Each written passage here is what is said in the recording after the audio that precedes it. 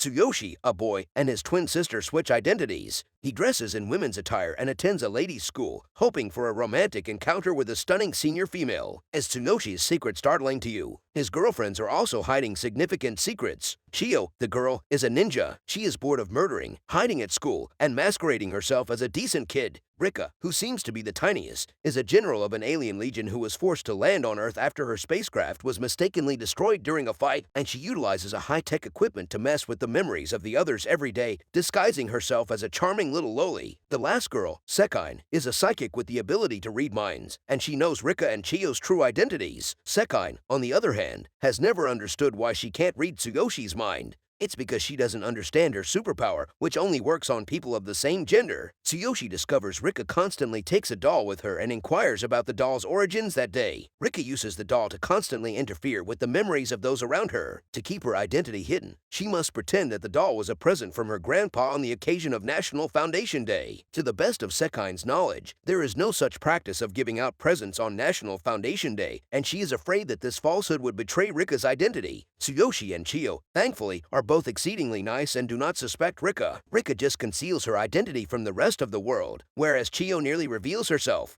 Other ninjas attack her and she receives blood on her face. When her pals observe this, she lies and claims that it is a regular part of her menstruation, duping both Tsuyoshi, a guy, and Rika, who lacks common sense on Earth. Sekine is taken aback, and she wonders how they could have been duped by a falsehood. Sekine returns to class and accidentally spills a water cup, wetting Rika's doll. The doll malfunctions and announces that an enemy extraterrestrial soldier has emerged. Rika recognizes what it is saying and anxiously pulls out a pistol. She points it at everyone and requests that they raise their hands. Sekine discovers, thanks to her superpower, that her pistol can destroy all adversaries. Uninformed Chiyo and Tsuyoshi believe Rika is kidding and pay little heed. Sekine quickly begs everyone to join her in raising their hands. Rika asks a number of Earth-related inquiries, such as the density and age of the Earth, to see if the enemy aliens are hidden among the friends, but she is unaware that most people do not consider these topics. Tsuyoshi, thankfully, enjoys studying astronomy and provides the correct answer, while Sekine passes the test with her superpowers. Chiyo is the final person to respond to the question. Rika doesn't want to make things difficult for charming Chiyo, so she asks her the most basic question: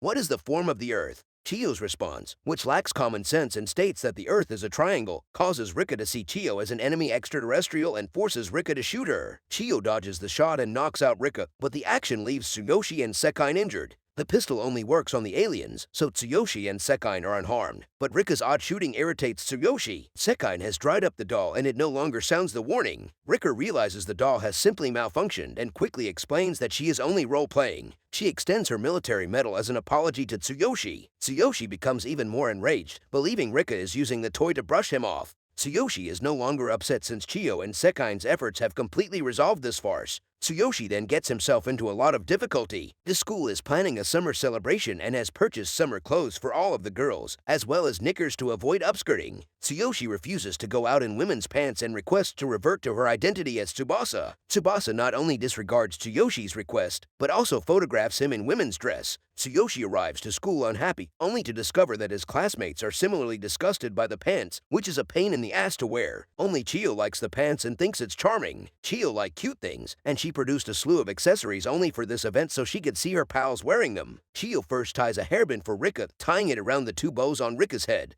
The two bows are Rika's tentacles, and they are firmly knotted by the hairband, causing Rika to quiver in pain. To conceal her identity, she can only smile and applaud Chiyo's efforts. Rika's compliments lift Chiyo's spirits. She dresses Tsuyoshi in a lace-trimmed gown and applies gorgeous cosmetics on him. Tsuyoshi doesn't want to do it, but there's no need to, so he lets Chiyo modify his appearance. Tsubasa is enthralled with Tsuyoshi's new appearance and can't stop taking photographs of him when he returns home. Tsubasa seemed to be enjoying the experience of switching identities. When the weekend arrives, the four of them go shopping and stumble upon a diviner. Chiyo is really fascinated about this and takes her buddies with her to the heavenly. In her crystal ball, the diviner glimpses Tsuyoshi's future and predicts that he would marry a female. However, the diviner sees Tsuyoshi's attire and misidentifies him as a girl. She is concerned that exposing Tsuyoshi's orientation in public would be insulting, so she must nicely suggest that Tsuyoshi will marry someone he loves instead. The diviner's crystal ball indicates that Chiyo is surrounded by the ghosts of the dead, including several well-known noblemen, as she is divining her. The diviner believes Chiyo is descended from a noble family and admits that Chiyo has been blessed by her forefathers. What she doesn't realize is that those ghosts are the ninja's victims. After then, it's Rika's time. In the crystal ball, the diviner witnesses a horrifying vision in which Rika is fighting a bunch of aliens. The diviner is taken aback by this odd picture. This time, the divination likewise comes to an abrupt end.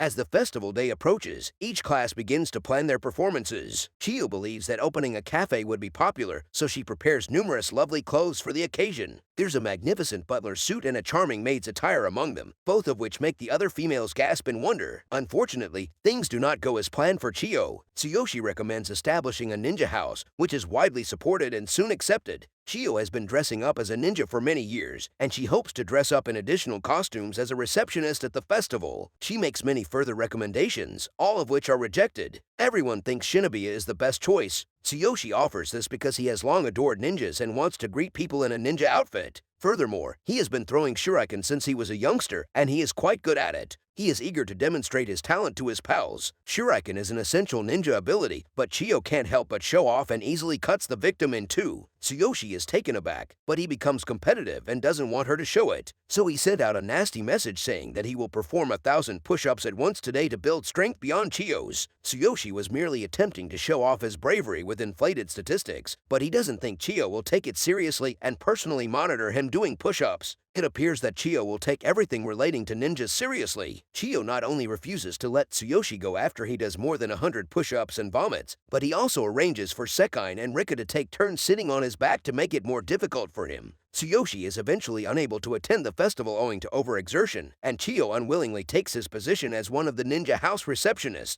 She uses ninjutsu to meet a foreign visitor. The traveler is extremely taken aback and believes that all Japanese students know ninjutsu. Chiyo calms down after the festival and realizes she was too harsh on Tsuyoshi. She arrives to Tsuyoshi's residence to apologize and presents several shuriken as gifts.